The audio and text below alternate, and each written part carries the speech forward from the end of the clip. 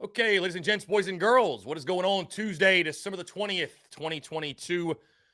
Hope you're all doing well. Chris Phillips here, the Daily Crow of the Spurs Up Show. Appreciate you all tuning in as we get situated here on this Tuesday. I see Tyler Knoll, John Edwards, C. Youngblood, Gene Lott, Travis Allen, Billy Self, Josh, Alex, Ronnie Pace, Stephanie Lee, Brendan Lex, Justin Langford, Wesley Bowles. What's going on? Travi, appreciate you all tuning in. Also, those in the Big Cock Club Discord, head over to the TDC Questions channel. The TDC Questions channel, be sure your questions are answered there. We got a lot to get into, a packed show here on this Tuesday. And again, we are live taking your questions, your comments, your calls, 843-790-3377. That's 843-790-3377. Robbie Davis, what's going on? Jimmy Clark, appreciate you tuning in. Kayshawn, Tyler Knoll says Tree is going to be a Gamecock. Is that the latest news? Is he going to recommit to South Carolina? I know you guys expect me to be the ones telling you instead of asking you, but I have not seen a lot. I guess the Crystal Ball boys are hard at work this morning, I would assume, in regards to giving out their projections. It is National Signing Day Eve, of course. So, again, I'm sure that's where a lot of the energy is coming from. But, again, guys, I do want to hear from you. The phone lines are wide open and sort of a wide open show today. Wherever you guys want this to go today, we can take it. Again, really excited for National Signing Day tomorrow. We got tons of content bleeding out the eyeballs as always. We'll have full coverage all day long. I mean, I'm planning on waking up about 6:30 or so and getting after it. And, you know, the NLIs, it's funny, NIL, NLI, National Letter of Intent, NIL, name, image, likeness. So sorry to make sure I don't confuse you. But the LOIs will start rolling in. The letters of intents will start rolling in early in the morning and go throughout the day. And, of course, guys, it's National Signing Day. So you already know it'll be a lot of drama, if you will, a lot of drama on the day with flips and all the commitments and the signings and all that good stuff. And I'm sure Shane Beamer will speak to the media at, I would assume, 4 or 5 o'clock tomorrow, something like that, in the afternoon. So looking forward to hearing what he has to say. And, you know, I would say for the most part, the class is pretty much done. I think there could be a couple of additions. Obviously, this morning, I think the big news coming out, Lenoris Sellers, you know, his recruitment, he's been committed to Syracuse forever. Decent chance, it sounds like, that he will flip to South Carolina, which would be a really, really big pickup. Will Tree recommit? Will there be some others? Obviously, I think what will be the gem of the class and Nick Harbor, he will not announce, as far as I know, until February. So I don't think we're going to hear anything on him. There have been rumors in regards to Nick Harbor being a silent commitment for quite a while. That's actually been a rumor for quite a while in the rumor mill. But, you know, outside of that, again, National Signing Day, it does bring the drama, and looking forward to it. And, you know, really excited for all the content and all the coverage tomorrow. Let's see. Yeah, so Tree, what is it? Tree is saying something or going live on his, oh, here we go. Okay. Got some news for y'all tomorrow. That was okay. Y'all get me to 4K. I will drop it at 7 p.m. is what he said. So 7 p.m. tonight, I guess, Tree is going to drop some news. I don't know what that means. If that means he's going to recommit, we shall see. We shall see. Right? We will see. So, Bruin Nation, get Sellers in January, and he'll be QB2 by the fall, guarantee. What happened to Tanner Bailey? What happened to Braden Davis? What happened to Luke Doty? Do those people not exist anymore, Bruin Nation? Just a question. I'm not doubting the kid's ability. I'm just playing devil's advocate to you. Brian Dean. I think it was Brian Dean. Is Marshawn Lloyd coming back? What would make you think Marshawn Lloyd will return? I think, again, as we said before, stand on business, and I think Marshawn Lloyd into the portal, and I don't think he's coming back, my guy. I don't think he's coming back. Yeah, so let's see. Tyler Knoll asked a question about the BCC Discord. I'm in the chat, but I can't watch the show live in there for whatever reason. Is there a stream to watch? Tyler, are you talking about this show? Because the Daily Crow is not streamed in the Big Cock Club specifically. So in the Big Cock Club, we have that TDC questions tab, which is a tab where I created. The reason I created that was because during the football season, especially, the questions flood in. And so if you want your question to stand out, right, and to get answered, right, and you want your question, you want to be sure it gets answered, you leave it in that TDC questions tab, because I have it pulled up right here. You leave it in that TDC questions tab in the Big Cock Club Discord, and you'll be sure to have it answered. But the actual show itself does not air in there. The show itself does not air in there. Alex Lawson, I appreciate you, my friend. Thank you. I appreciate you. Brennan M., what's going on? Chase Youngblood says, crazy how the emergence of E-Man and DQ made us forget about Keenan Nelson Jr. Yeah, that's crazy. I thought Keenan Nelson Jr. was going to play. Yeah, I don't know. I really thought he was going to play. So let's see. Okay, so it looks like the crystal ball, Maryland 24/7 board guy has flipped his crystal ball back to us. Okay, so maybe we do. It'd be huge to get Tree back. I mean, it'd be massive. I guess from things I've heard, it's sounding like his family was pressuring him to go to Maryland or stay home or whatever. I don't know. I mean, guys, trust me, I don't know why anybody would want to go play football at Maryland over South Carolina. I mean, it has to be a money issue. It has to be. I don't. Why else? Or that, or you're homesick, you know. And I guess when you're recruiting guys from the DMV, there's a chance they could be homesick. They could want to stay around home. You know, that's something I guess we don't really think about as fans. But, you know, these guys are leaving the nest for the first time. They're going and living on their own and getting away from the parents. And you know, there's a chance, you know, guys miss home. It happens. So most of us probably have been to school and left, and that happens. Chase McCants, do you think we get the 4-star tight end that was committed to Arkansas? I don't know if we get him. I think Trey Knox will be a Gamecock, though, which will be huge. I mean, the tight end room, it's crazy. You lose Jaheim Bell and Kenyon and, you know, many others. But, no, it's, you know, I think the tight end room is going to be in good hands next year.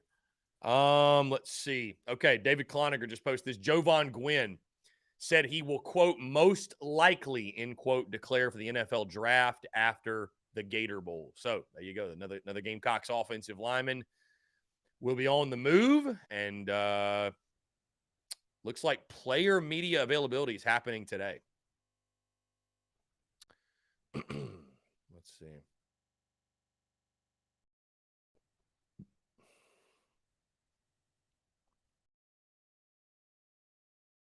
Yeah.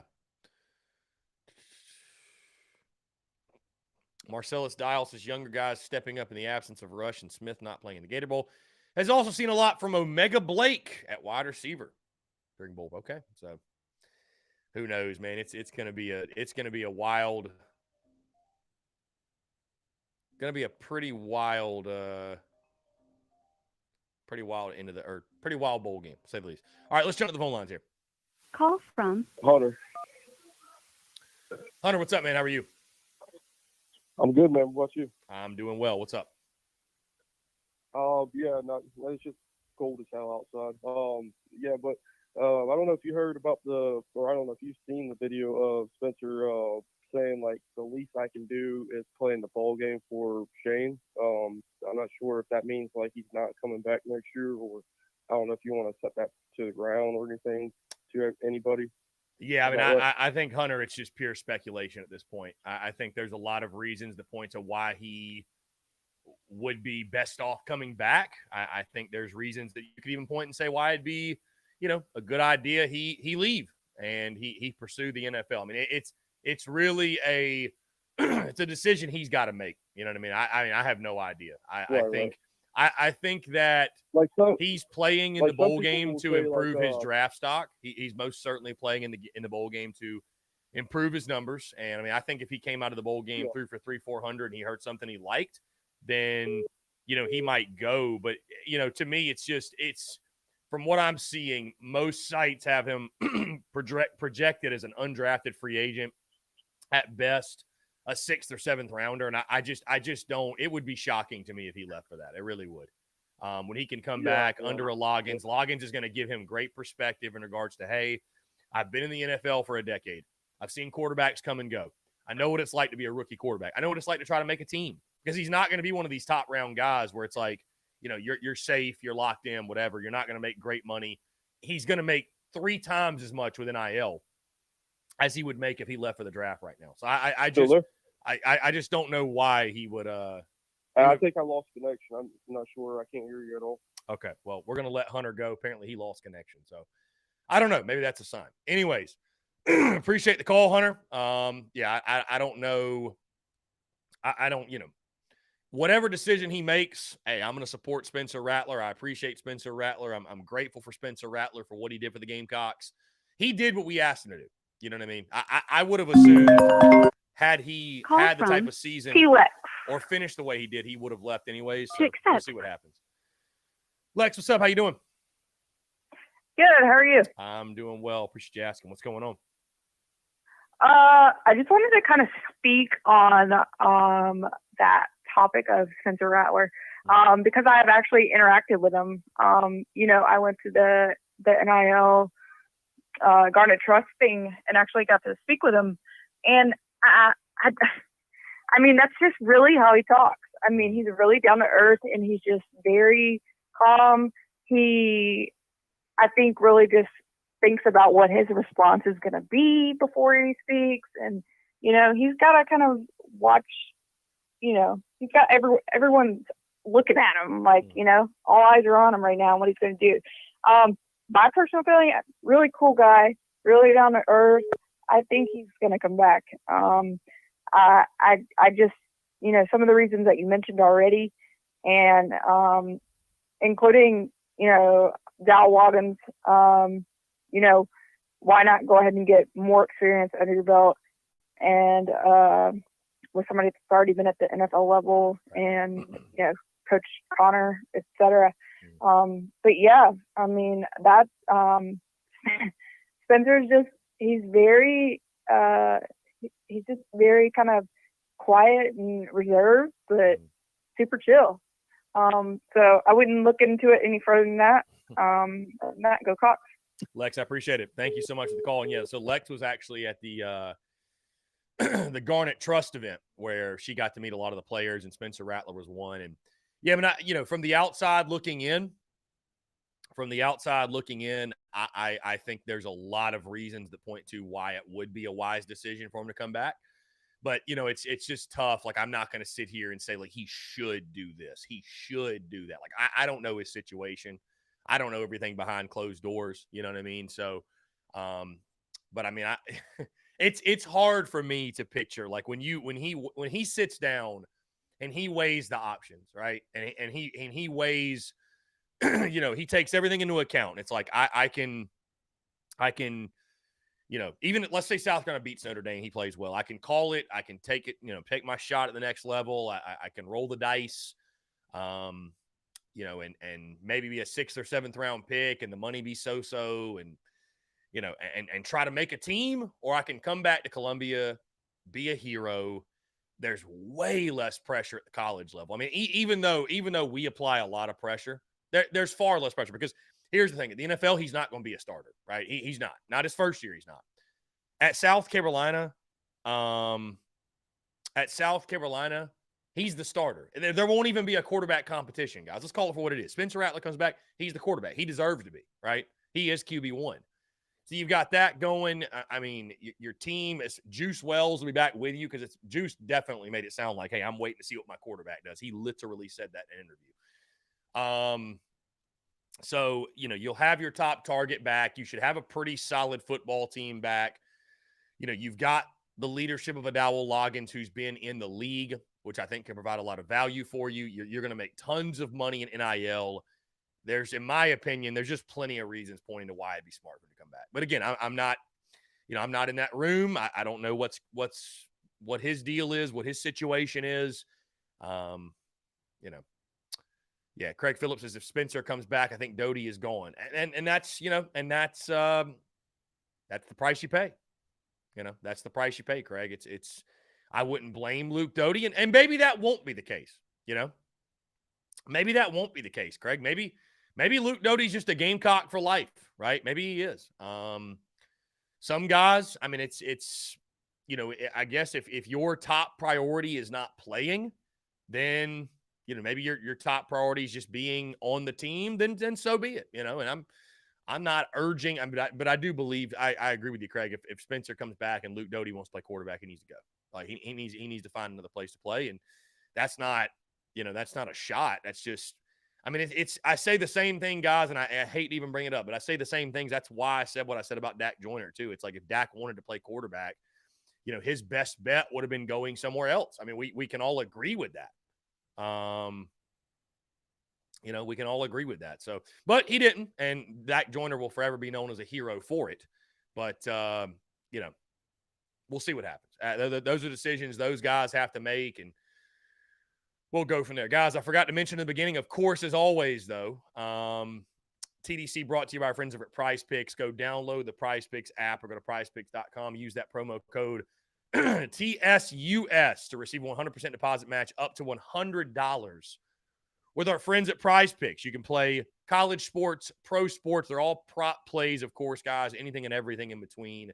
Prize Picks has got it, and so many fans and listeners of the Spurs Up Show have made tons of money with our friends at Prize Picks. So again, download the app, go to prizepicks.com, use that promo code TSUS to receive a 100% deposit match out of $100. NC State transfer quarterback Devin Leary to Kentucky. Okay, that's a big pickup for them. I ain't gonna lie, that's a big pickup. That is a very big pickup for them. One of the big dominoes.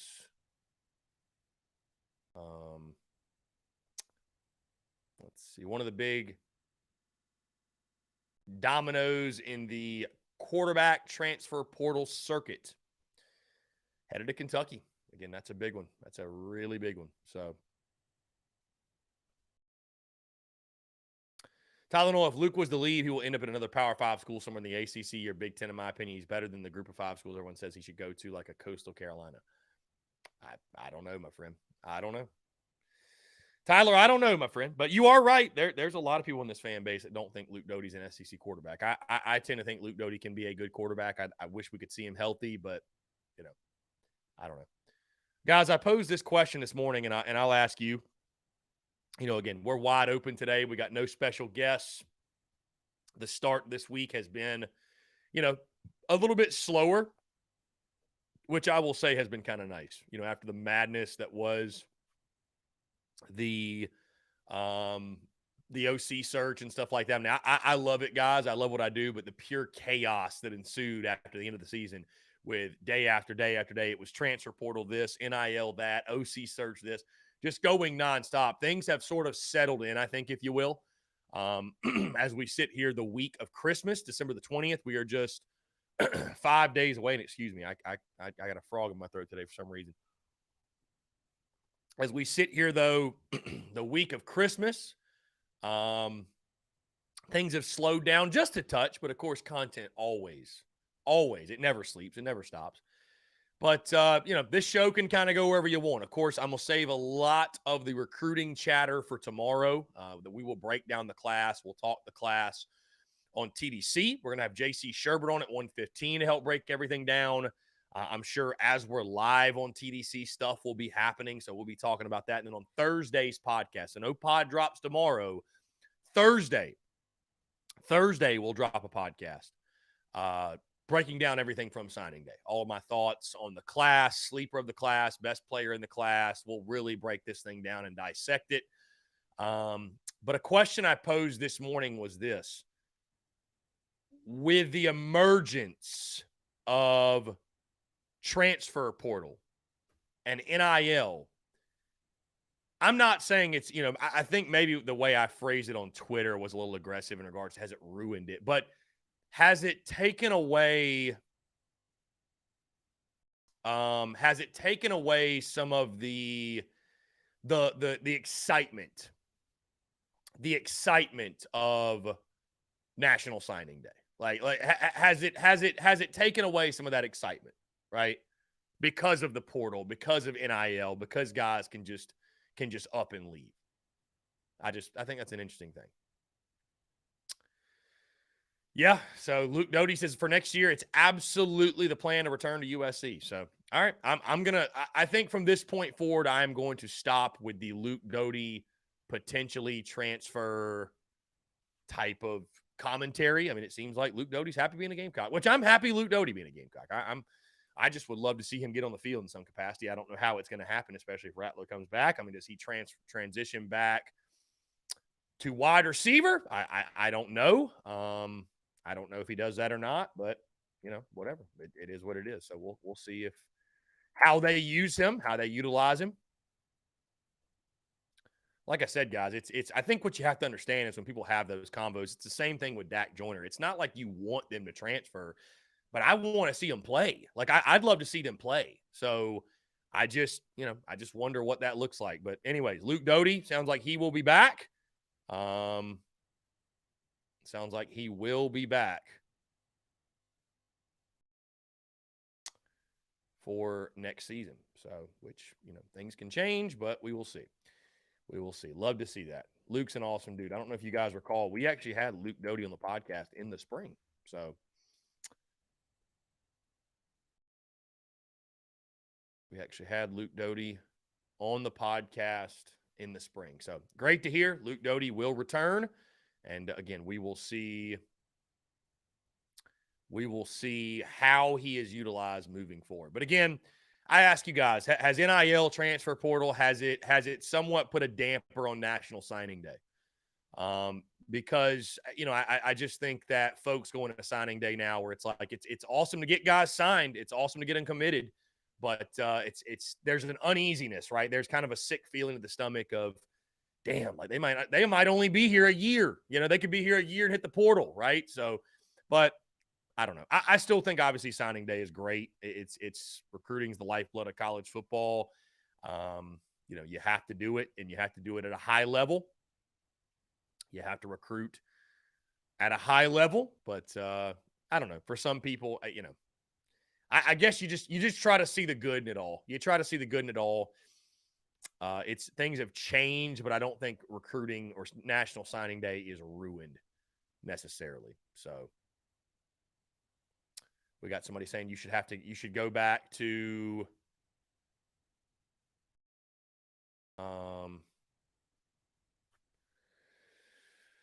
sitting out a year when you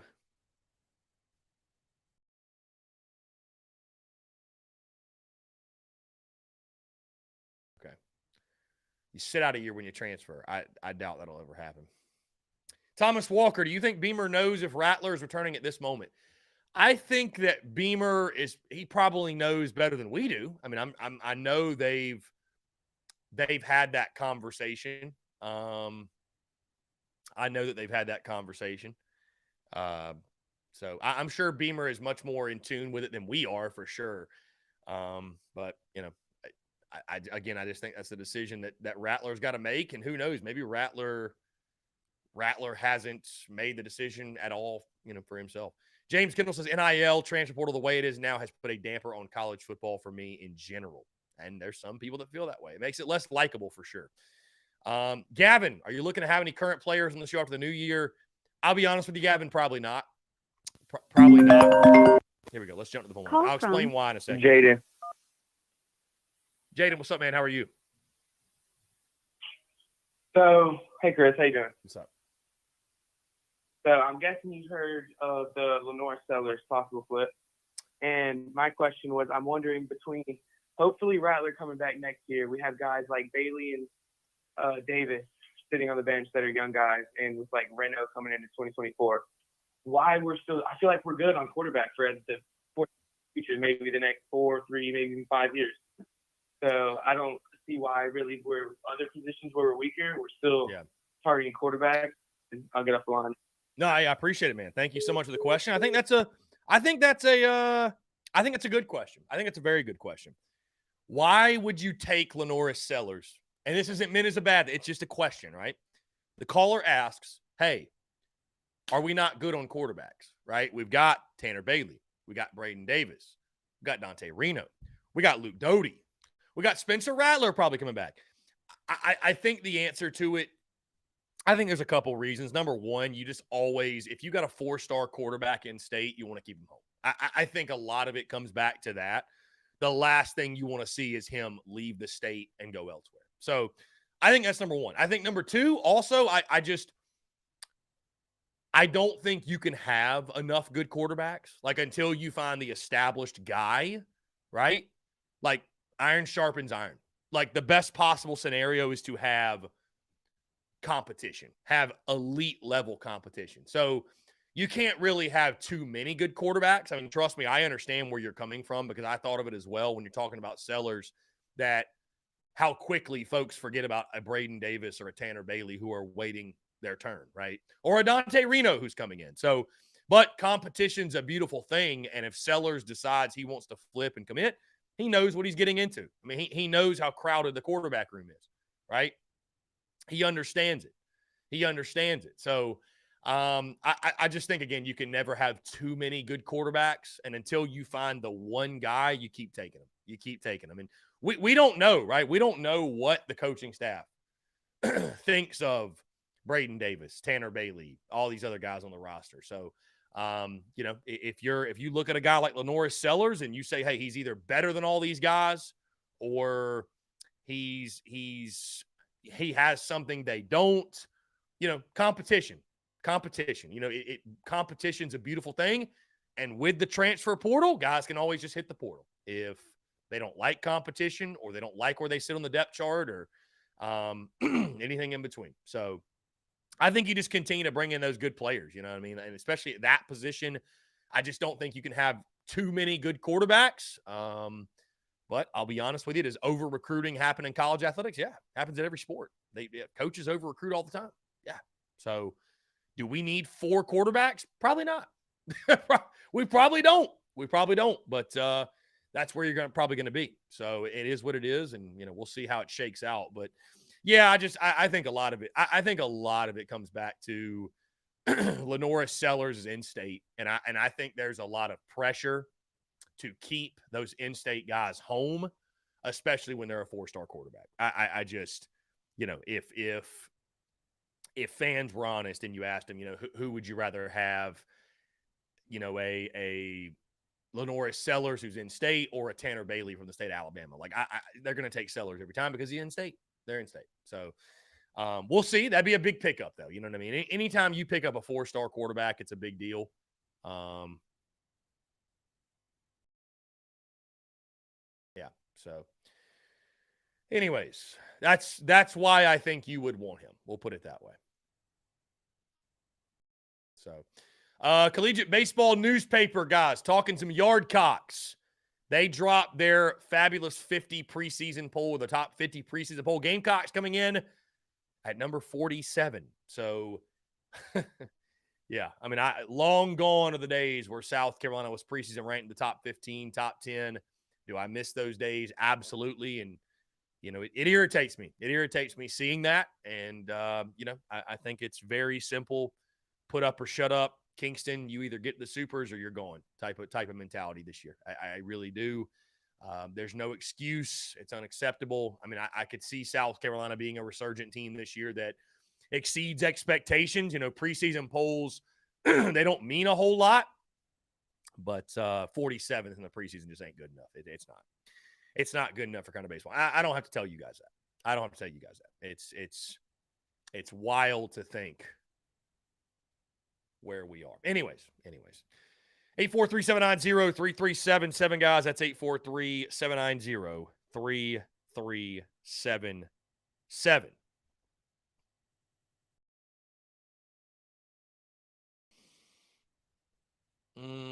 Let's see. Joey 80, I watched Sellers firsthand this year when they played my high school, and he was a one-man show, basically. I mean, I've heard great things. Yeah, I've heard great things about the kid. And again, you definitely want to keep him home if you can. You absolutely want to keep him home. So, iron sharpens iron. The more good competition, the more great competition, the merrier. Robbie Davis, text him. Robbie Davis says, "What's up, Chris? It's Robbie Davis. You will definitely get my Zaxby's versus Chick-fil-A rebuttal tomorrow. Go Gamecocks. Zaxby's is better. Looking forward to it, Robbie."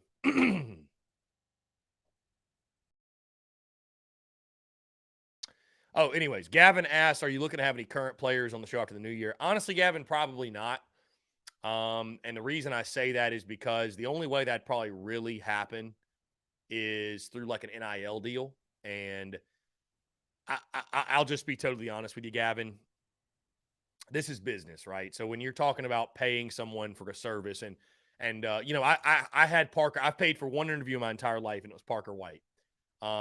With the Luke Doty thing, we did a deal with, what was it, Hidden whatever music festival, and they facilitated whatever, and we were able to get Luke Doty on the show, which was super dope, by the way. It's awesome. Like I'd be open to, I would love to have a current player on, right? If it made business sense. I actually think doing something a little bit different than a podcast. I've thought about doing like a vlog with Kai Kroger, is a TSUS athlete. I've thought about that would be really cool. I haven't even reached out to Kai about that, but I've had that idea. Like, I think there's certain things we could do in regards to content. Of course, we're already doing merch, but since he's gone, I'll just tell you this. Jaheim Bell was a player that I tried to get on the show before the season started, right? And again, he's gone. I don't think this is a big deal to say, but I try to get Jaheim Bell on, and he's not the only one that does this or would do this, or, in the world of NIL, players want to be paid for interviews. And right, like the way that I built my business, a lot of you recall, the way that I built it early on is I saw an opportunity to bring on past players because number one, these players, I'm just a huge fan, and I wanted to talk to some of the guys I watched on TV growing up. But also I saw an opportunity to where, okay, I'm a small entity. Nobody knows who I am, but everybody knows who Steven Garcia is, right? Everybody knows who Connor Shaw is. Everybody knows who Michael Roth is. So if I get them on, right, and that's going to attract more people to listen to the podcast, and it's going to strengthen the brand, if you will. And so I've had a ton of guests on the show, ton, from the ones I just mentioned. I mean, you think of Pat DeMarco, Ace Sanders, DJ Swearinger, Phil Petty, late great Phil Petty, rest in peace. John Strickland, my good friend, Ryan Brewer, Eric Norwood, freaking Michael Skarnecki. I mean, the list just goes on and on, right? Bobby Haney, Phil Disher, Alex English, right? And again, I'm just literally scratching the surface. I did those interviews a lot, right? And those were awesome. And I still love to do those interviews, although it's something that I have not done in a while because, it is just, it's something that, the reaching out, setting up the interviews, it's a lot. And with us doing TDC every single day and having guests on a daily basis, it's something that kind of went on the back burner.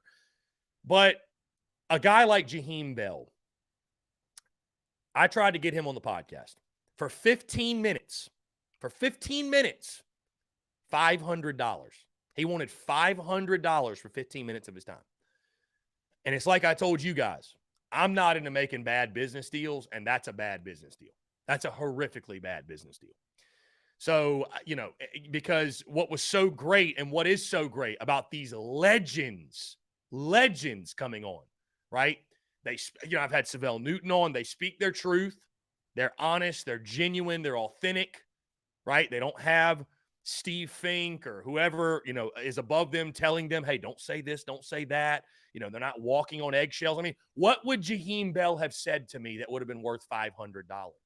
Well, we're going to go get them and play them one at a time. And, we're really excited this year, man. We think we got a good team. Like, what would he have said? What would he have said? So, versus a Savell Newton or a Steven Garcia or a Michael Roth who tell their story, like really tell their story and give you the behind the scenes and like these really cool details that you didn't know about your favorite players, right? And so I'm not saying that everybody charges that rate of $500 for 15 minutes, but my point being, and to your question, are you going to have current players on? I love NIL and I respect NIL and I'm all about guys getting their bag. But again, I got a business to run. And me paying for an interview, it's literally not worth the money. Guys, it's just not worth the money. Like, it's not. It's not. I've built the business and the brand to the point where, like, I don't have to be reliant on getting a current, even a past player on my show, right? I don't have to be reliant of that. and so I'm not going to make a bad business deal just to have a player on for 15, 20 minutes. I'm not doing it. So again, we got a business to run on this side, and you don't stay in business very long making deals of that nature. So anyways, I respect it. Hey, go get the bag, go chase the paper. But just in case you guys were wondering, why a guy like a Jaheim Bell or maybe some others did not come on the show, well, that's why. that's why. So it's not because I didn't want him. It's not because I didn't want him. But yeah, I mean, anytime, guys, you're dealing with current player, current staff, stuff like that. I mean, South Carolina football has made it very clear, at least to a degree, because I was going to say, I'm very tight with some of the coaches on staff and some of the people in that building, but it's weird. It's like a split thing. It's like a divide, right? Because I think there's a lot of folks. I think there's a lot of people involved with Gamecock football that see the value in what TSUS is and what TSUS does and the value that we provide and that we push. And I think there's another faction of Gamecock football that just hates my guts, and they take everything personally.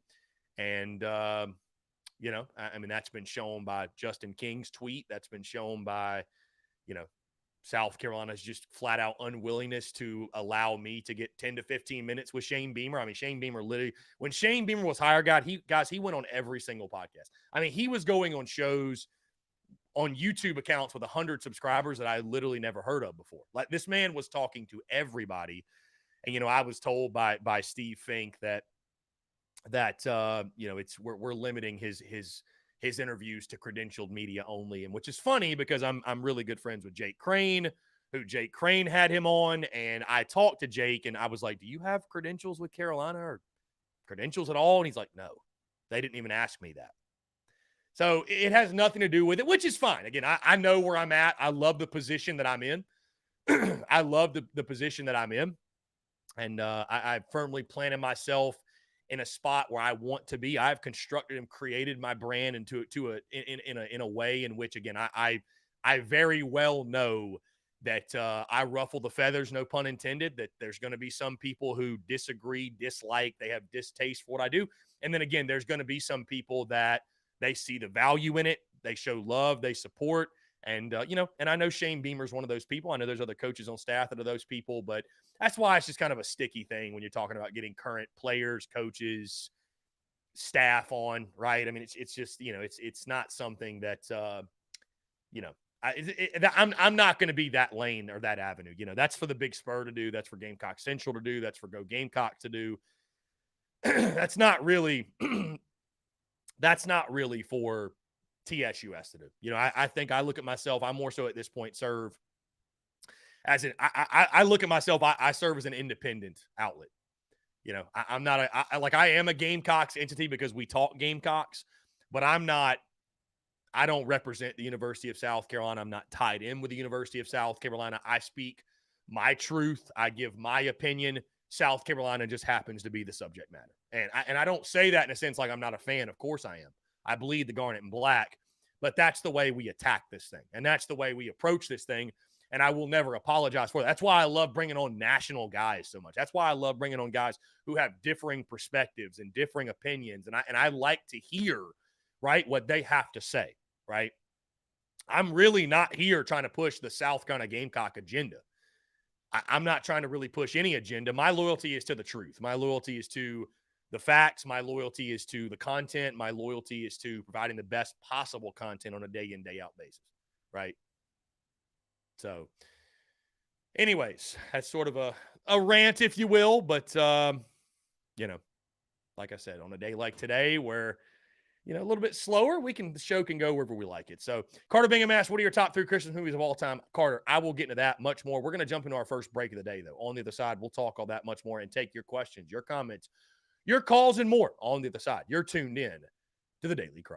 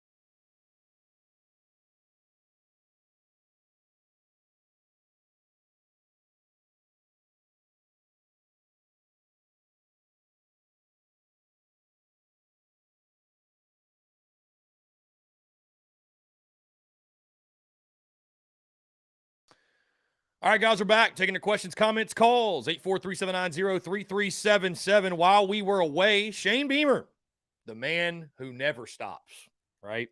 Never stops. Just tweeted a welcome home. Who is it? I do not know, but the welcome home alert has been sounded. So another pickup for Shane Beamer and company.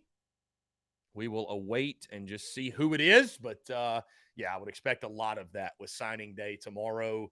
You know, again, Shane Beamer putting the finishing touches, if you will, on this 2023 class. And yeah, man, I'm excited for tomorrow. I'm excited for sure.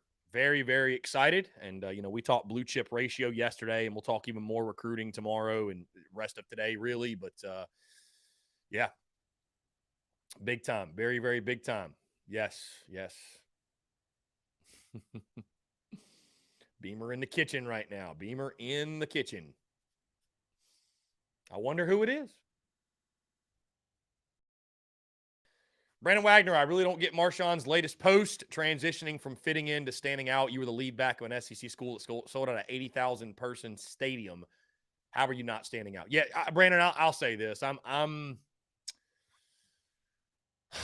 don't know. I mean, I'm not going to spend a whole lot of time talking about, you know, the Marshawn thing. I mean, I gave my thoughts on it. You know, I mean, it is what it is. He's gone. Jaheim Bell's gone. I agree with you. The caption was, I don't know. It was a little, I don't know. I don't know. It was a little interesting, but I don't know, man. I will say this. I feel like Gamecock fans showed nothing but love and support to Marshawn Lloyd, and I hope I doubt he had any like malicious intent behind that or anything. But you know, you really hope he's a guy that recognizes, you know, how this fan base felt about him, because there were so many. I mean, this fan base had his back, right? This fan base, without a doubt, had his back. And I will say this. Gamecock Nation is a fan base that if you come to South Carolina, we're going to have your back. We're going to have your back, man. You are one of us, right? You are one of us. So, you know, we show nothing but love, but support. You know, folks give money, buy the jerseys, all that good stuff.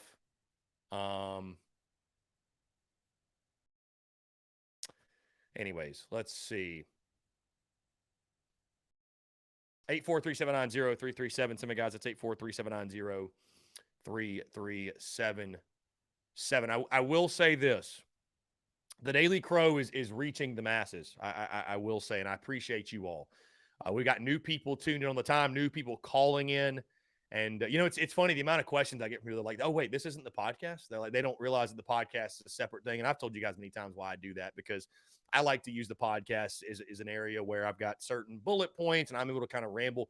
This is for you guys, right? TDC's for you guys and the comments and our interaction. And, you know, I describe to people, our content as open-ended banter, but I will say this, guys, back to the point of NIL and the way that we can use our platform and open-ended conversations and being able to shed light on stories of some of your favorite Gamecock athletes. I will say this, to be fair, right? I only gave you one side of the conversation, which is, the Jaheim Bell conversation and some of the ridiculous numbers and all that. We are working with, and will be working with, some different folks in regards to, number one, supporting Gamecock athletes, and number two, having a mutually beneficial partnership where we allow them to come on, or they are able to come on, share their story. We're able to help them as well.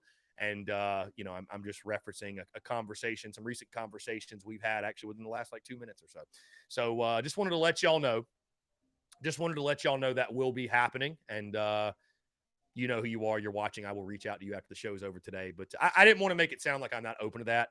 I'm very much so open. But, yeah. Anyways, let's jump back to the phone lines here. Call from Zay Cox. Okay. I don't know if that was a troll call or that was just a little kid that didn't know how to work a cell phone. Either way, call back in if you like, my guy. Call back in. We'd love to hear from you. Let's see.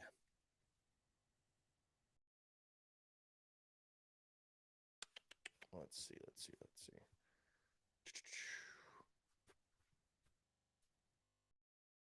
Yeah. So anyways, I appreciate my guy reaching out.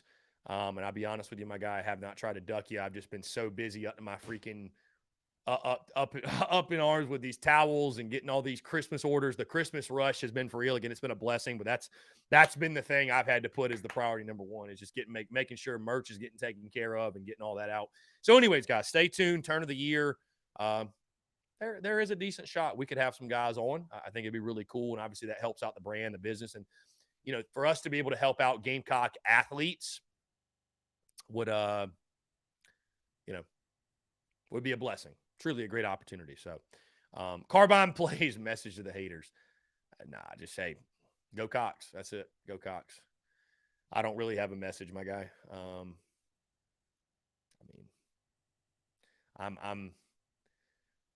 I see some people, and I've talked about this before. I see people on social media go back and forth and get into spats, and Twitter is certainly it is a cultivator of madness, and it is a cultivator of spats, if you will, of back and forths, whatever. Early on in doing this in my career, if you will, I was fueled by ego, and I was fueled by spite and jealousy and envy and this chip on my shoulder mentality, right? Because you just need fuel in life. As long as you're fueled, you can do anything, right? There are people that have reached great successes and great heights being fueled by all the negative emotions that I just mentioned. It's possible because you just need fuel. You just need fuel. You just need something that's going to kick your ass and get you out of bed every single day and get you, fight, scratching, and clawing closer to your goal. That's all you need is fuel. So I've been fueled by those negative emotions I talked about, but I'm now fueled, and I've grown a ton over the years. As we close in on 2023, right? As we approach a new year, this year, 2022, has been some of my greatest growth as a human being has occurred, truly. And, I would say now I'm very confident in saying, and I continue to work on this on a day in, day out basis.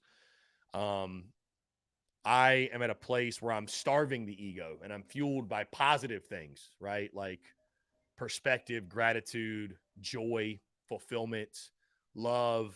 And I've been fueled by both, and both will ascend you and get you to where you want to go. But I can tell you, when you're fueled by those positive emotions, the journey is so much more fulfilling. It really is. Let's jump back to the phone lines, guys. Call from Zay Cochran. I don't know if this kid is like trolling or if he's trying to get on and doesn't understand that you have to hold and you have to wait. But my guy, figure it out. Figure it out, my guy. Figure it out. Figure it out. So, anyways, let's see. John Edward says Shane Beamer just tweeted. What did he just tweet, my guy? Did I miss something? I saw the welcome home tweet. What else did he say? Okay, so I'm just seeing the welcome home tweets. I guess maybe that's what you're referring to. Yeah, hey, maybe that's sellers. Maybe that's sellers. Who knows? Maybe that is sellers. You never know.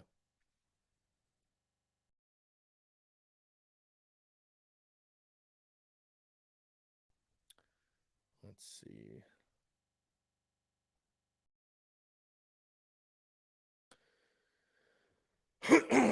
Anyways, guys. 843-790-3377. That is 843-790-3377.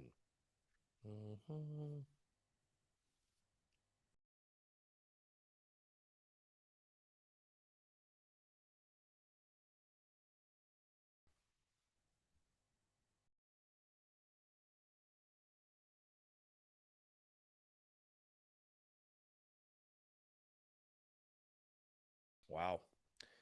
Billionaire mortgage lender Matt Ishbia purchasing the Phoenix Suns, $4 billion. $4 billion for the Phoenix Suns. Travi, yes, tailgate is open to all, my friend. Please, the more the merrier. Come on out. We'd love to have you, Travi. Absolutely.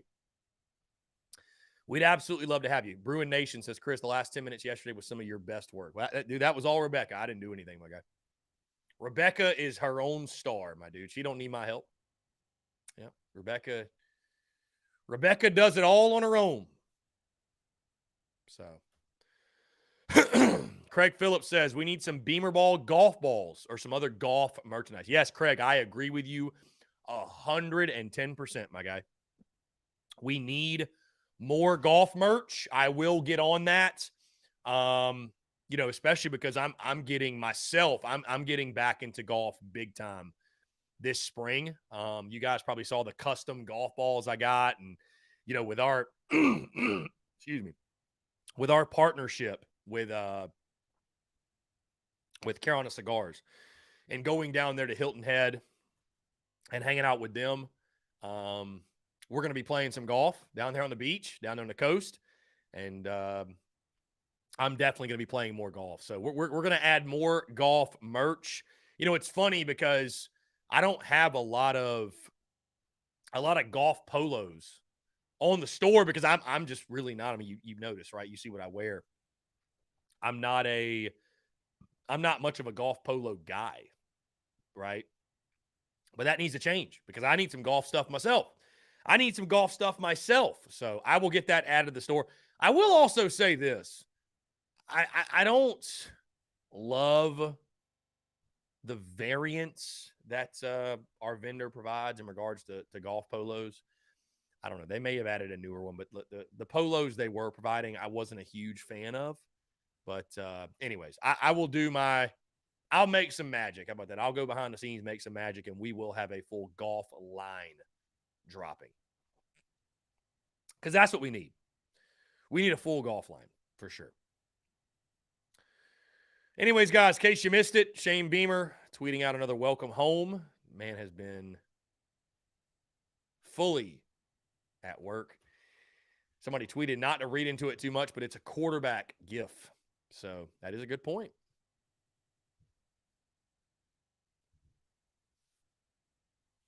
That is a very good point. Maybe it's sellers. Maybe it's a tweet for sellers. B. Hughes, what's going on? Appreciate you tuning in, my friend. What's up?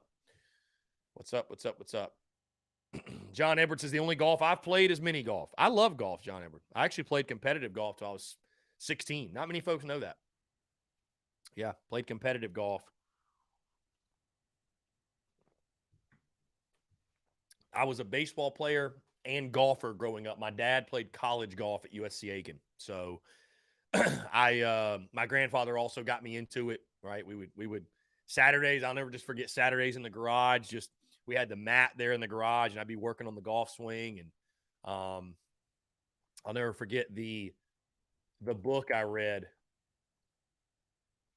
which, let me see, which book was it? Yeah, Leslie King's Free Arm Swing. That was the book. Yep. I don't know if you guys have ever heard of that, but blast from the past. Dude, he used to have that book. It was this old. I wonder what happened to it. I'd love to find it. But anyways. Hold on to this. Wow. How about this? The Masters just announced. Yeah, this is today.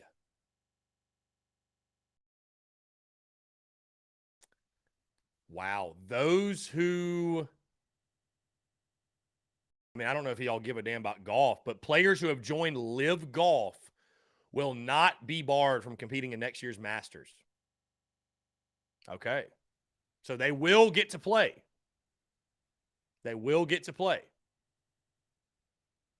All right. Good deal. Anyways. Gavin, did golfing mess with your baseball swing? When I picked up golf, I went lefty, so it didn't mess with my swing right-handed. It did. It did initially when I was younger. When I was younger, it did. Yeah. Like I'd get my baseball swing down and I'd go play golf and everything was over the top. Then I'd get my golf swing down. I go play baseball and everything was dipping, right? But I think as you get older, you're kind of able to separate the two feels, because like one is gripped like this, the other is, you got your golf grip. So you're able to you're able to separate the two. But when you're younger, yes, it definitely messed with it. It was one of those things that, like, I love golf. I really do. I love golf. I had a passion for baseball, right? Like, what it was is this, guys, because to be great at anything, right? Everybody loves being great at something. Everybody loves the end result. Everybody loves, like, hitting a home run. Everybody loves hitting a drive down the middle. Everybody loves scoring a touchdown. Everybody loves closing a deal on a sale. Everybody loves closing a house. Everybody loves the end result. Everybody loves the success. It's easy to love the success, but do you love the process? What do you love the process of doing? That's what your calling is. You know what I mean?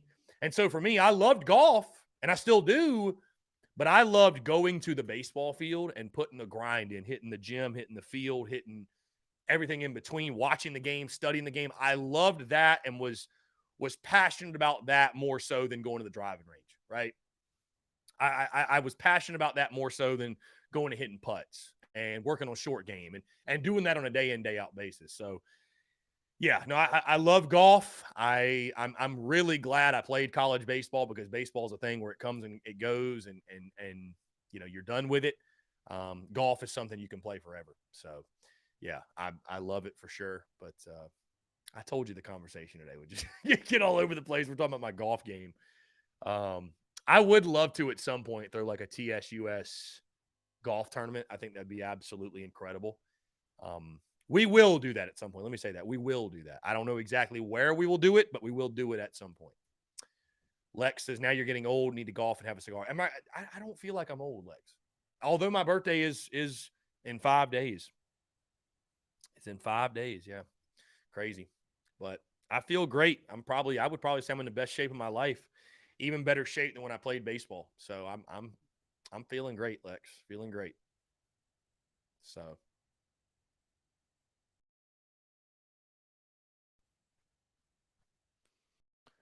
Craig Phillips, let me know I work part-time at a country club and get you on for $11. Craig, that needs to happen immediately, my guy. Craig, that needs to happen yesterday. Truly. We will talk. We will talk in the BCC. Let's see. Craig, Tiger's already said he doesn't want to use a cart. He doesn't believe in that. And I respect the hell out of that. He said part of golf is the walking. That's part of golf. Part of golf. How about this? This'll hit some of you, right? This will be cool for some folks, because it's cool because we got people that watch the show from all over the state. Me and my grandfather, we used to go play and we go practice in one of my favorite courses, Persimmon Hill Golf Club in Saluda, South Carolina. That's where we used to go play. What a track, man. What a track. And I think it was closed down for a while, and I think they're still in business. Bro, Persimmon Hill's a gym. I mean, it really is. Persimmon Hill is a gym. It was a course. I loved playing it, dude. We would play all the time. And I absolutely loved it. I would love to go back and play. Somebody asked, what's your favorite upstate course? Brendan, I have not stepped out and played enough to have a favorite. I have not stepped. I actually don't think I've actually played a round of golf in the upstate yet. I have not played a round of golf yet. I've gone to the driving range. That's it. I have not played a round of golf in the upstate. So Alex McGrath, he and I have got to get that fixed. We got to get that taken care of. So, but yeah, Persimmon Hill. Yeah. Old Saluda. There's not a whole lot in Saluda, man. Not a whole lot in Saluda. So if you live in Saluda, shout out to you. Rebecca, what's going on? Appreciate you tuning in. Appreciate it. Again, guys, I do want to reference back to the conversation I had regarding the getting Gamecock athletes on the show. I know I was harsh and critical of it, and I will not make bad business deals, but I do think we are in a position right now, and I'm going to follow up with you. You know who you are if you're still watching. I am excited to have the opportunity to work with some current Gamecock student athletes, possibly even before and after the bowl game, and make something work out that makes sense, put some money in these athletes' pockets while also getting them on the show and having that value. I think you guys would appreciate hearing from them and just their thoughts on the season and the bowl game. So we're going to make that happen. We're going to make that happen. I did not want to make it sound like earlier that Big Bad Chris is not – no, I just – from my vantage point, from the conversations I've had with people, and I think what's going to work out well with this is we kind of have a facilitator in the middle that's able to facilitate the deal, and it's not just such a kind of a raw, unstructured – because that's one of my biggest turnoffs with NIL. And I think that's what turns a lot of people off is that it's, NIL, one of the biggest turnoffs is it feels like it's just blindly giving money, right? It's just blindly giving money to – and I'm not trying to like slam the collectives. I'm certainly not. I think the collectives are serving as that middleman, right? They're giving fans the opportunity to give back and to support their favorite players.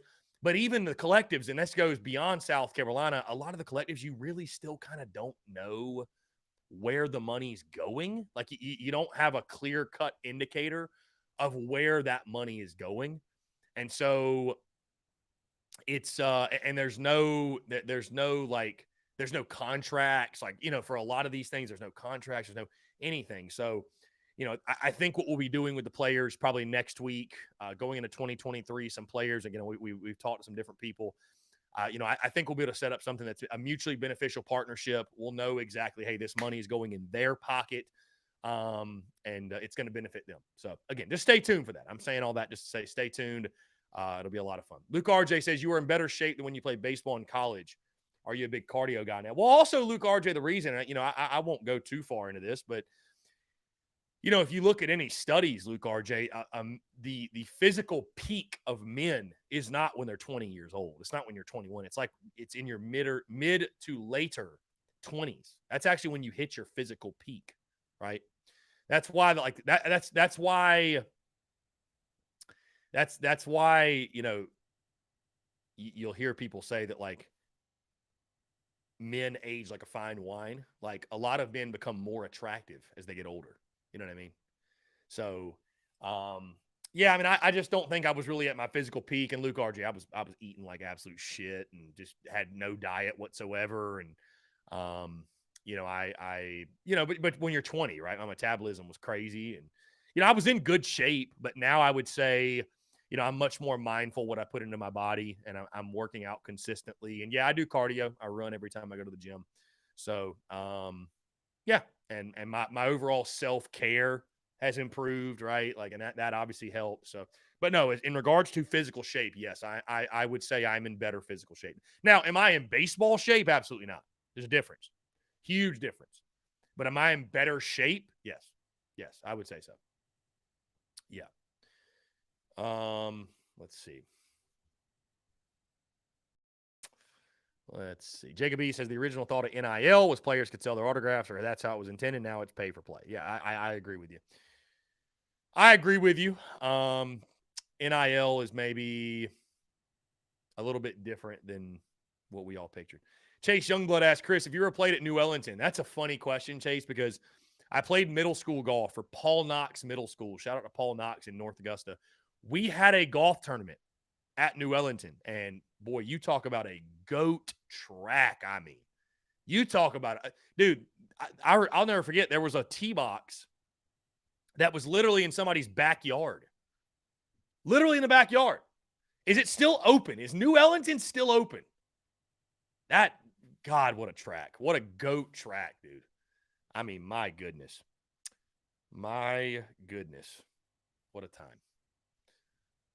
They closed, really. Well, that's like the least shocking news I've ever heard. Yeah, I mean, unfortunately, when COVID hit, a lot of these golf courses out here, they really struggle to get open. Or stay open, I should say. But anyways, man, I back to the, I guess I said I wasn't going to spend a lot of time on it, but, I ramble. It's what I do. The question somebody had earlier about, like, what do you want to say to the haters? And again, man, I used to find myself getting in spats on social media all the time. And it's because of, again, I was fueled by the ego. I was fueled by jealousy, envy, spite, this chip on my shoulder. Really what I was fueled by is I wasn't where I wanted to be, right? Because that was early on. I was still working my 9 to 5 in Charlotte. Again, and that chip on my shoulder came from really, when I look back, I'm able to acknowledge and recognize this. That chip on my shoulder came from I was dissatisfied with, I was not where I wanted to be in life, right? And so I would take it out on others, when you have those spats and you're going after the current media guys, right? It was coming from, it was a reflection of my own insecurities and my own disgruntled feelings about where I was at that moment in my life. I wasn't where I wanted to be. I was reflecting that back on, that's what was coming out, right? Let's jump to the phone lines here. Call from Justin. Justin, what's up, man? How are you?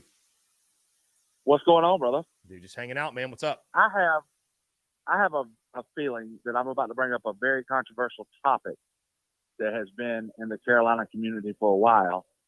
Do you think we should drop Under Armour? I mean, I'd be down. I'd love Jordan personally, but do I think we should? I mean, yeah, I think because of the whole plank thing, and I don't. It just. I'm not even talking about that. I'm talking about their designs. Their designs are just horrible. Yeah.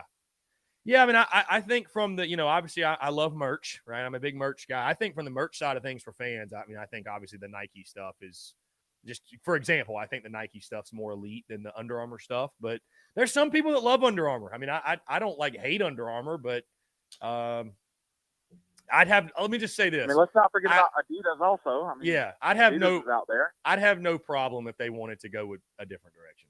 It wouldn't bother me in the slightest. I mean, yeah. So Adidas would be cool. Yeah. Maybe we should be trendsetters and get like New Balance. We'll copy, I think it was Boston College that went New Balance. Just do something different. Yeah, Boston College went with New Balance, and the UMaine Bears went with New Balance. I'll tell you this is a hot take, but you look back, Russell Athletic got the garnet right. They did. They really did, man. I don't know. Maybe Russell wasn't all that bad. Well, I just figured I'd bring up that topic of conversation because in all the forums on Facebook that I'm a part of, that seems to be a hot one. Yeah. I mean, again, I'd be down. I'd be down to switch. I mean, I'd have no problem with it. I would not shed a tear if we dropped Under Armour. I'll just put it that way. Same here. So, all right, man. I appreciate it. I just figured I'd throw that out there. Dude, yeah, I appreciate the call, man. Thank you so much. No problem. Thank you. Yeah, bye. Thanks. Great stuff. Yeah, I mean, what do you guys think? Are you ready to ditch Under Armour? Are you just get them out of here? Get them out of here. What y'all think?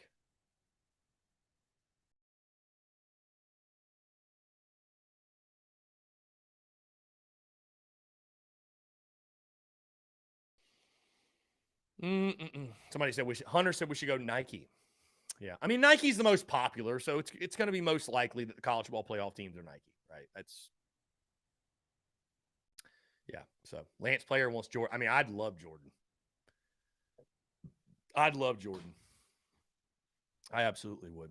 So, but anyways, guys, so what I was saying when he called in, just again, I've been on the side of, like I mentioned earlier, I've been a part of the madness and the spats and the craziness, and I sometimes get on Twitter and I see it going down, man, and I see the back and forth between people, and man, I guess what's changed again is I've learned a lot more about myself, and I've learned a lot more about people and why we act the way we do. And the fact that when people are throwing shade and they're throwing hate, when people are trolling on social media, and, I've really learned to feel bad for those people and to pray for those people, because no happy person, I mean, guys, I'm just going to say it. No happy person is going on a social media and saying some of the deranged shit you see some people on Twitter say. I'm not even talking about Gamecocks, so I'm just talking about in general. We see it all the time.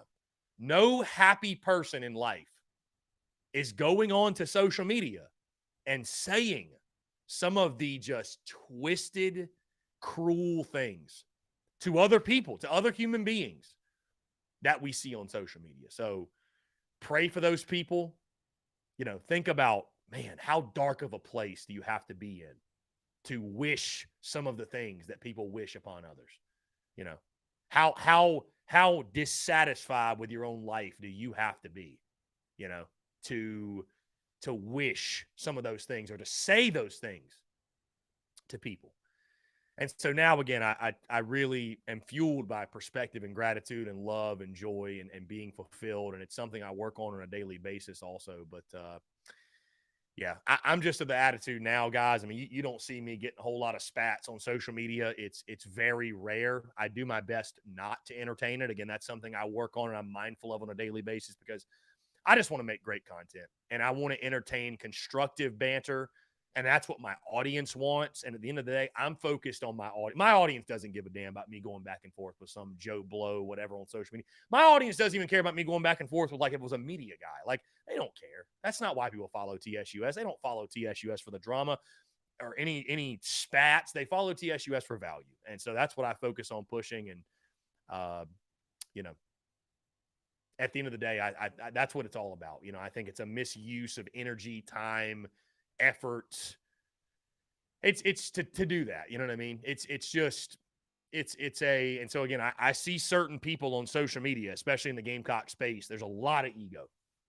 There's a lot of ego from some folks. And, it's just, I'm telling you, it gets a lot better. It's a lot more fulfilling when you drop that, when you work on dropping the ego and releasing that and focusing on what really matters. I'll put it that way. Guys, we're going to go ahead and jump into another break. On the other side, I want to continue to hear from you. More of your questions, comments, calls, and more. You're tuned in to the Daily Crow.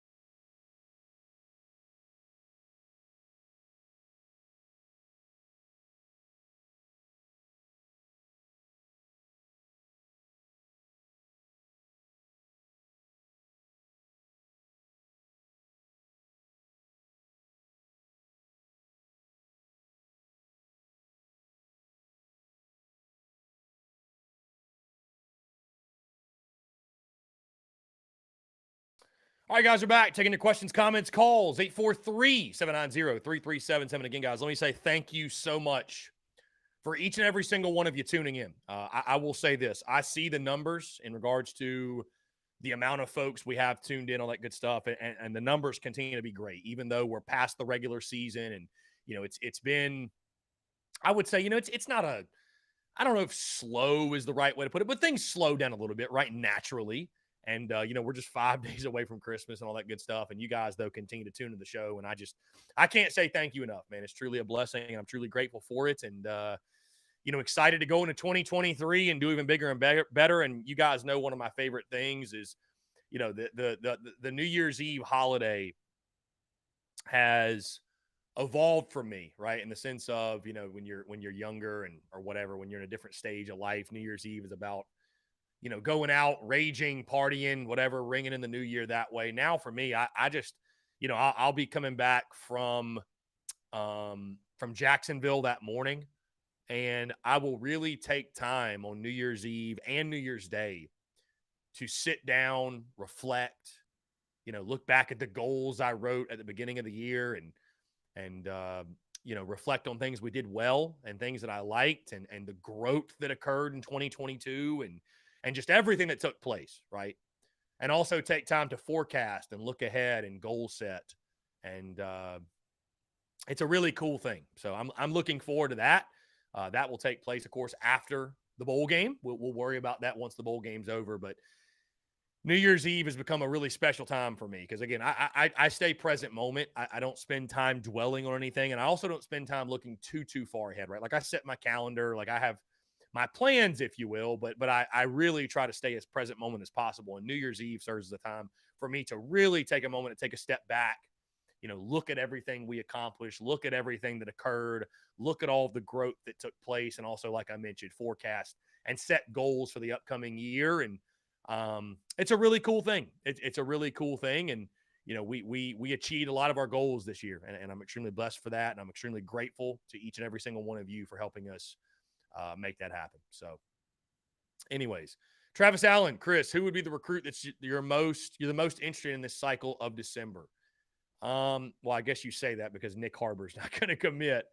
So at least right now, the most interesting, I would say, is Puff Howard. I think he's the most interesting just in the sense of because he's a big personality on social media for us and he's very active. But you look at the class, all in all, guys, I think you got to like the class right now. We're sitting at 17th. If you finish top 20 in recruiting, you pulled in a pretty damn good class, right? Like you pulled in a pretty damn good class. So, you need to hold on to a guy like a Vakari Swain. If you can get Big Tree back, obviously if you can get Nick Harbor, that would be a massive boost, right? A massive boost to your,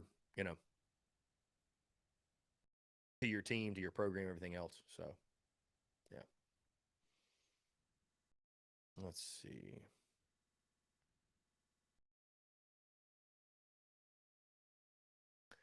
Trevor Smith, appreciate you, my friend. Yeah, the merch in Palmetto Moon, really, really cool stuff, man. Thank you. It's awesome. They gave me a status report, and yeah, I just said that the sales have been incredible, and I really appreciate you guys again, the love and support there, and it's just really cool, man.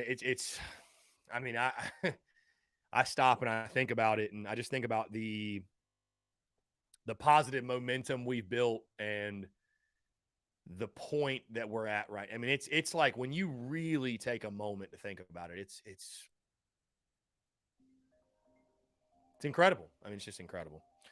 Let's jump back to the phone lines here. Call from Jaden. Jaden, what's up, man? How are you? Pretty good, Chris. How you doing? I'm doing fantastic.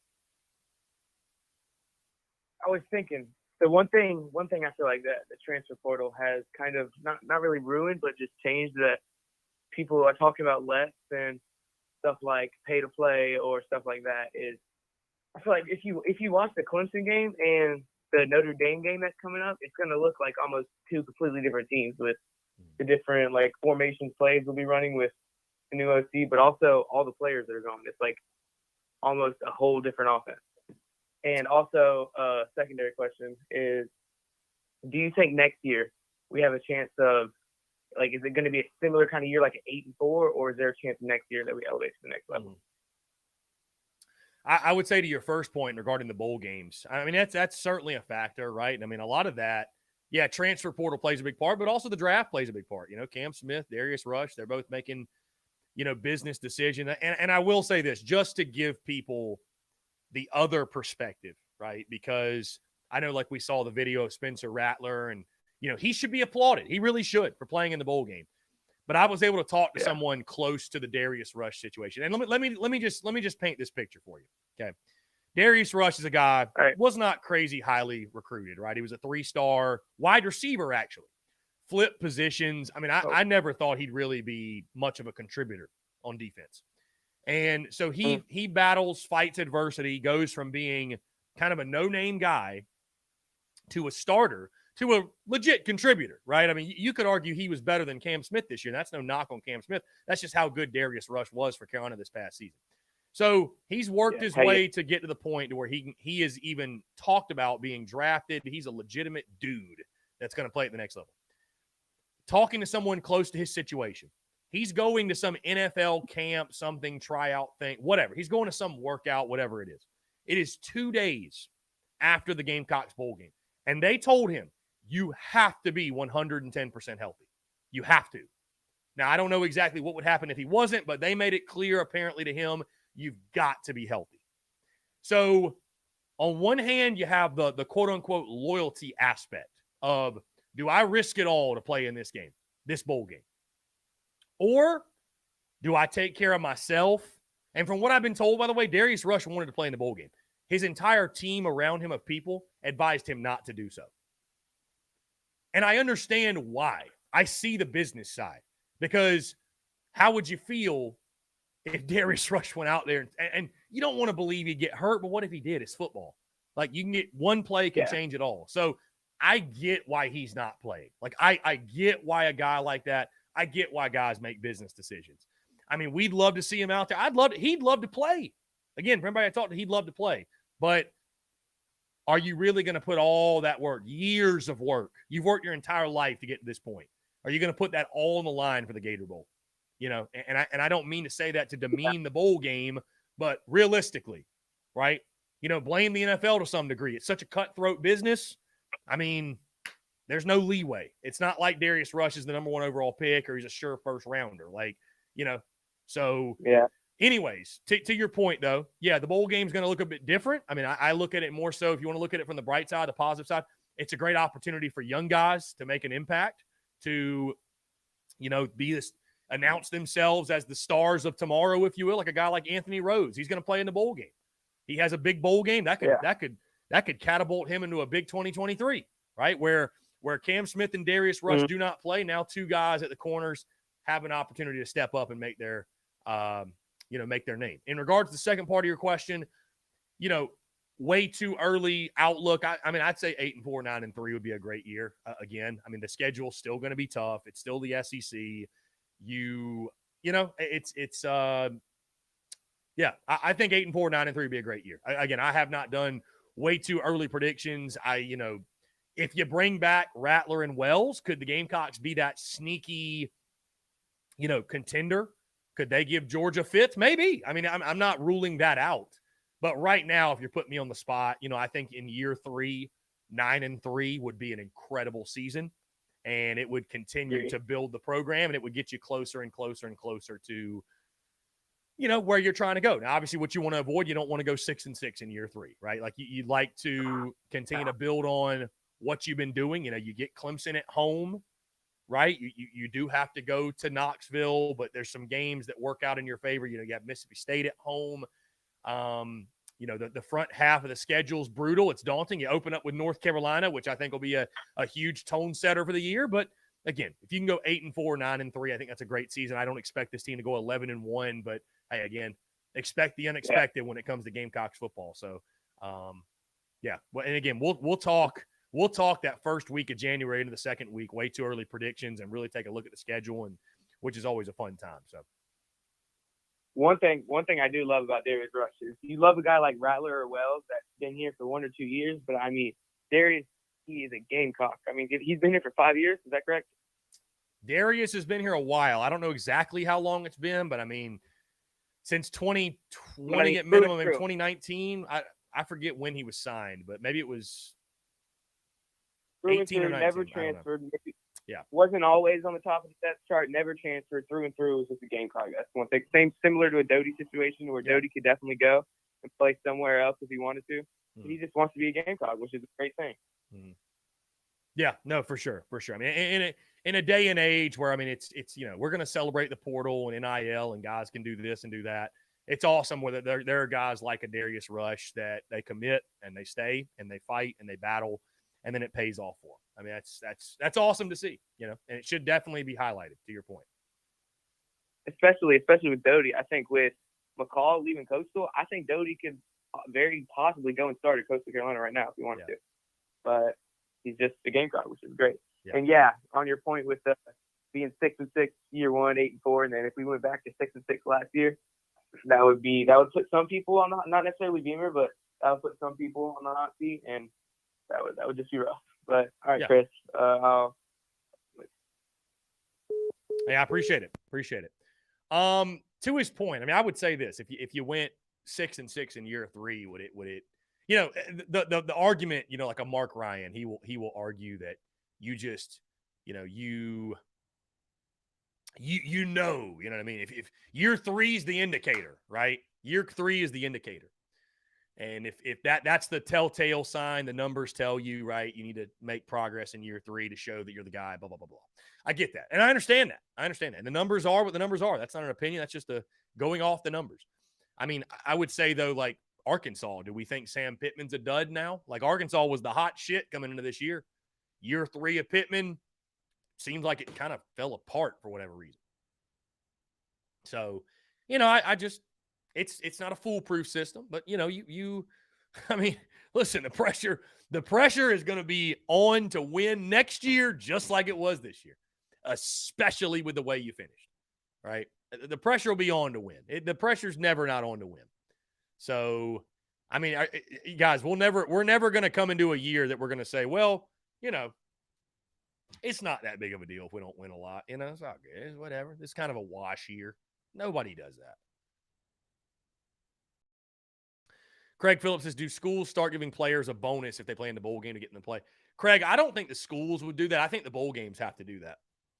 I think the bowl games need to do that. If they want guys to play in the bowl game, then they need to come out of pocket, But I mean, again, dude, it's just tough when because if you're hitting the portal, you're ready to go.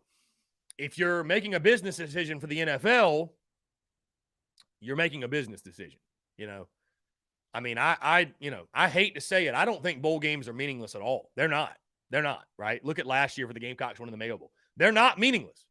They're not. But when it comes down to an individual player, that Gator Bowl don't mean jack shit compared to their NFL career. It just doesn't. It just doesn't, guys. And I know you would agree. If you think about it selfishly, if you put your fan desire aside, I know you'd probably agree with what I'm saying.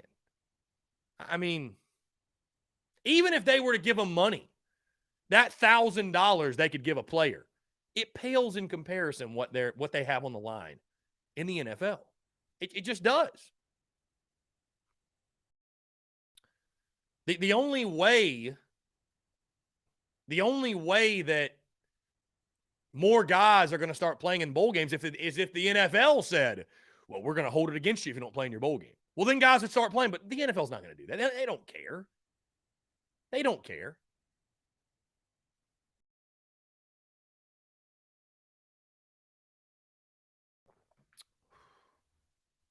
We know that. They don't care.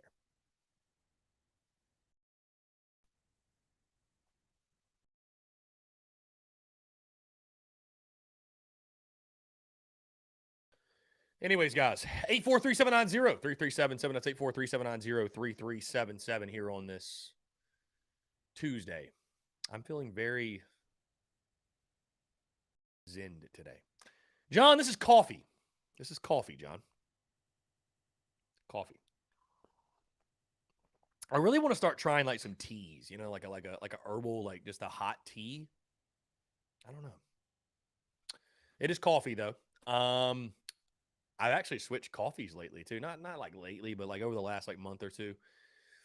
I've switched to let's see, what is it called? Let me make sure I'm telling you guys the right name. This is no free ad, but it's Death Wish coffee. Death Wish coffee, which is supposed to be like the strongest coffee. It's really good. Really good. All right, let's jump to the phone lines. Call from My name's Mark Wicker. What's going on, man? How are you? I'm all right. How you? I'm doing fantastic. What's going on? I have a question. You know when Carolina played Clemson and y'all beat Clemson, if we would have had that backup quarterback, y'all wouldn't have won. Well, you know, that might be a fair point. If my aunt had nuts, she'd be my uncle. But I don't spend a whole lot of time worrying about hypotheticals, my friend. I don't deal with if, ands, and maybes. I deal with absolutes. I deal with absolutes, my friend. No if, ands, or maybes. So. All right. That's cool. I appreciate the call, though. All right. Yeah, man. Take care. What a call. Y'all ever seen that TikTok? I don't deal with if, ands, and maybes. I deal with absolutes.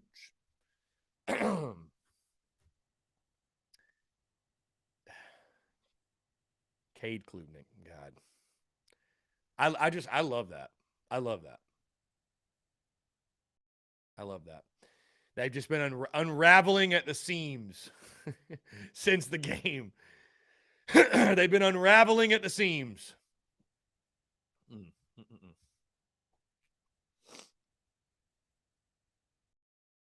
Anyways.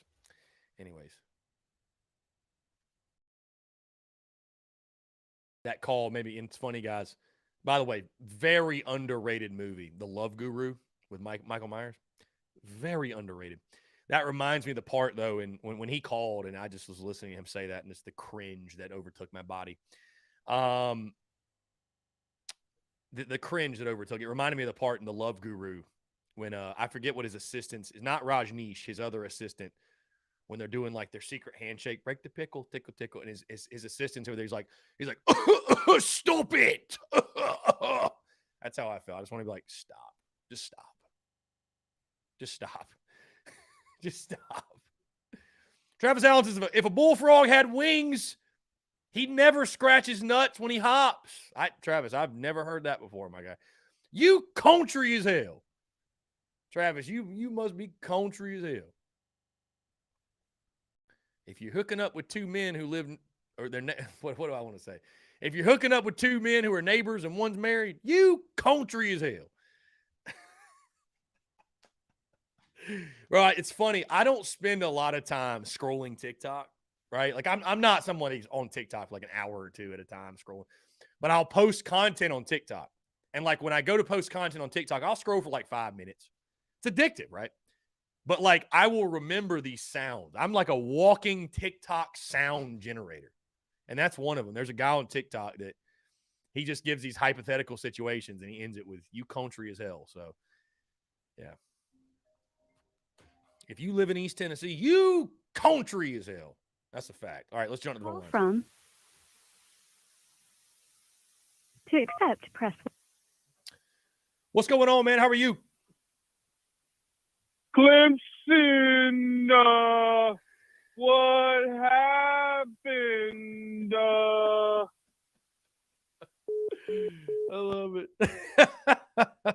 That's the call we needed Monday after the game, though. Where was that at? We needed the Monday after the game. I love that. That's incredible. That was absolutely incredible. Clemson, dude. I will say, and I'm a little disappointed in you all. No, I'm not really, but I was surprised I didn't get more feedback after the Monday podcast after the Clemson game, because Dude, I went ham. Like half the show was me doing that. Clemson, what happened? Like half the show was me doing that. that was one of the more legendary podcasts. It really was. It really, really was. That was one of the more legendary podcasts of all time that we've ever dropped. So, yeah, that was a good time. That was a good time. Clemson, what happened? Yeah, whenever Big Tree recommits, we're just gonna Maryland. What happened? Who's the head coach again? What's his? Oh, Mike Loxley. Mike Loxley. What happened? I know Dalton will appreciate our guy Dalton, the Vol hater in the Big Cock Club Discord. He hates Tennessee more than anybody. I think he hates Mike Loxley from Maryland damn near as much. Like it's like Tennessee, and then just right below is Mike Loxley. It's right below. So, yeah. Anyways, good times, folks. Good times. Really good times. Yeah. I love it. Mike Loxley. Oh, shit. Hilarious. Here we go. Let's jump back to the phone lines. Call from Dale from East Tennessee. Oh, God. to accept, press 1. To send Dale, what's going on, my friend? How are you? Hi, this is Dale. Can you hear me, Cliff? I can hear you loud and clear. Fire away, Dale. I'm sure you got a lot on your mind today. Yeah, I don't know. Did you hear the news yesterday? I did. It sounds like you're kind of left out in the cold, my friend, if I understand it correctly. What? Dale got a Dale yesterday. What are you talking about? Oh, that is. Oh, right. I'm getting you and Keith and Martin. I'm getting everybody confused, my man. I'm getting everybody confused. I apologize. I can't even keep up no more. No. We all went to middle school together, but Keith's my neighbor. I think she said that yesterday too. I think you're just getting confused. It's understandable. I understand. I did hear y'all are neighbors. Yeah, it sounds like y'all got a. I don't know. It's an interesting situation over there. Well, he lives 2 doors down. It's we've lived in the same place for about 15 years. He grew up over there and I grew up over here. We waved to one another and do about our thing. And along came my peanut to my butter, and there was Rebecca one day. She came in between us, but so I guess she'd be the P to my. Wait, let's see. My peanut, the peanut to my butter and Keith's jelly, I guess. I don't know. But, I just want to say thank you for giving me a voice, on this podcast. I really do think it opened the door to this beautiful relationship. And don't say anything, but I did get a computer out of it. So, it's pretty good living. I was going to call you earlier, but I ran out of minutes on my Virgin Mobile. So I apologize. I was going to call her earlier. Had to go up to 7-Eleven and get me some new minutes. But I just want to say thank you. And I don't know what all you know, but, she came over yesterday, gave me a Christmas present. It was all great and all. Dale got a Dale, and she got my heart, So, we went in. She stayed pretty much all night, but we talked about her past and her future, and if I could finish that foot scrapbook or not, that was on the table or not, and she's still open to it. She didn't shut the book completely, but so that's good. But we stayed up, ate Hot Pockets, and played Crash Bandicoot on the PlayStation 2, and we had a good night. It was a good night. First good night. It was a good night for first night together, back together. Keith came by, brought over the controller. I left it at his house, but yeah, just why are these people laughing in the comments? I don't know, Dale. I don't know. What do you say to the? Apparently, your new nickname is Big Dick Dale. I don't know. Are you a Maybe we got to send you an honorary Big Cock Club membership because that's a hell of a nickname. Well, that's funny you say that. See, I got a little tattoo on my lower backside, and that's what it says too. Is DD Dale? It's Triple D. It's BDD or Big Dick Dale, and that's what it stands for. You know, for better or for worse. But yeah, I don't know why all these people's laughing because I mean it's all shits and giggles till somebody giggles and shit. You know. Indeed. That is a good point. All right. Yeah. All right, buddy. Well, I got to get back to building Rebecca's rooster cage. It was set up over there. It was set up at Keith's. I got to go take it down and bring it over here to my yard. So yeah, buddy. But thank you. Maybe I'll holler at you again sometime. Dale, I appreciate it, and do us a favor and take care of Rebecca. You're our our favorite. Just so you know, you're our favorite. Yes, sir. Thank you, Chris. Appreciate it, Dale. Great stuff. Dale from East Tennessee. There you go. We got the update on the saga. My God. On that note, let's jump into one final break. On the other side, guys, I want to hear from you. Your questions, comments, calls, and more. You're tuned in to the Daily Crow.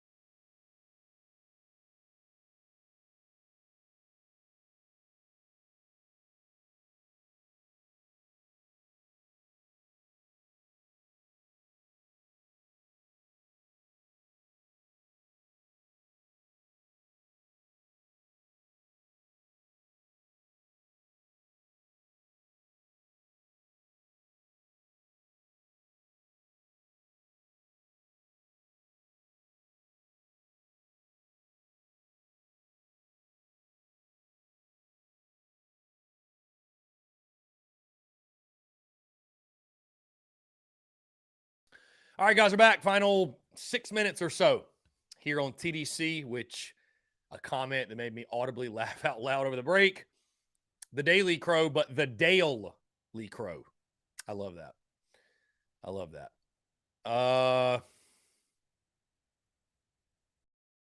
Austin says, I bet they eating frog legs and neck bones tonight. Austin, you country as hell. Frog legs and neck bones. Jeff Gullidge, they probably eat possums and raccoons.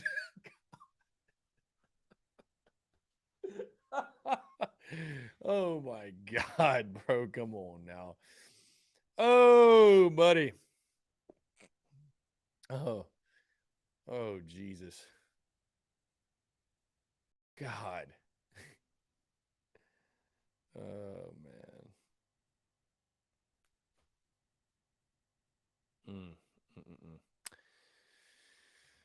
It's hard to hold it together sometimes. It's hard to hold it together sometimes, guys.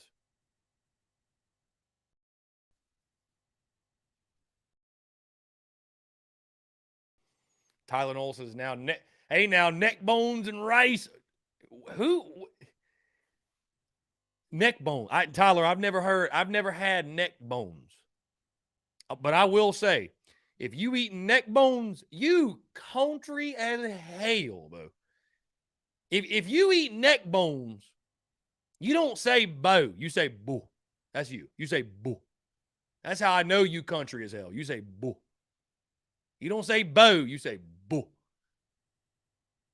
Austin Gregory says, raccoon ankles. Come on. He says raccoon ankles hit different in East Tennessee.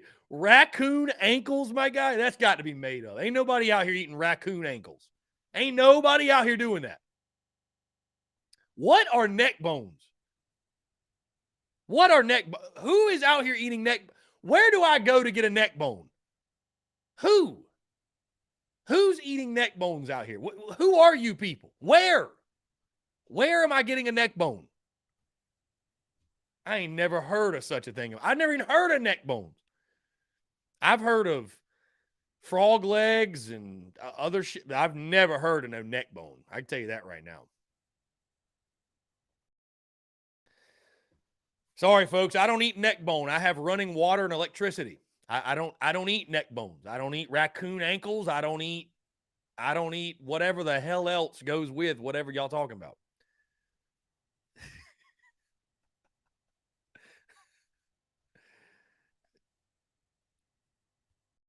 Travis Allen says, man said he had to run a little cricket to get minutes and pickle pig feet.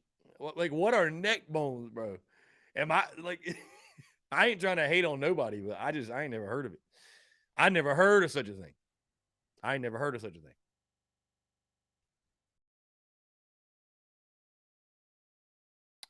I've heard of chicken liver. That's different. I've heard of chicken liver. I've heard of chicken liver.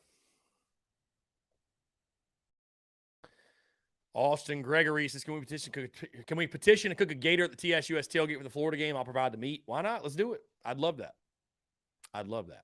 I still am just on this neck bone thing. I need to know. Somebody said, go to Sumter.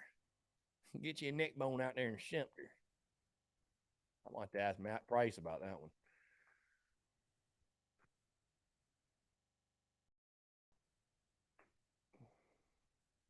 Soul food style pork neck bone. Good God. Pork neck bones. Okay. Apparently that's a thing. I ain't never even heard of no neck bone. Like I said, I got running water and electricity. I ain't eating no neck bones or no pig's feet or no raccoon ankle or no, what the hell, my guy? What are we talking about? No, pig's feet are good. I'm joking.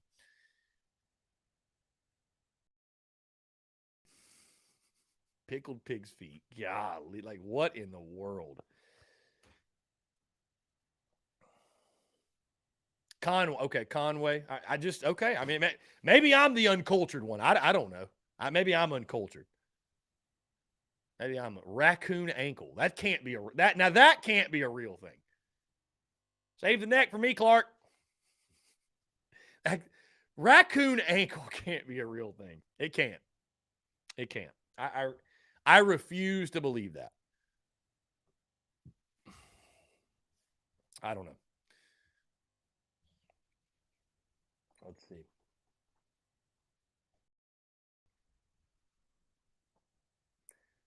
I don't think you can eat raccoon ankle, by the way. I just Googled it. I don't think you can. On that note, guys, we're going to go ahead and close it up. We've hit 2 o'clock or just about to. Again, appreciate you all tuning in, guys. Hey, big content update. In case you forgot, no podcast tomorrow. TDC will air as normal. The podcast has been moved to Thursday just so that we're able to give a full breakdown of signing day, all the commitments, everything that happened, all the flips that are probably coming. So podcast will drop Thursday and then again on Friday as well as we do our Dear Santa or Gamecock Christmas wish list episode that I know you guys are certainly looking forward to. So again, guys, hey, appreciate you all tuning in. Thank you all so much. Have a great rest of your Tuesday, and we will talk to you all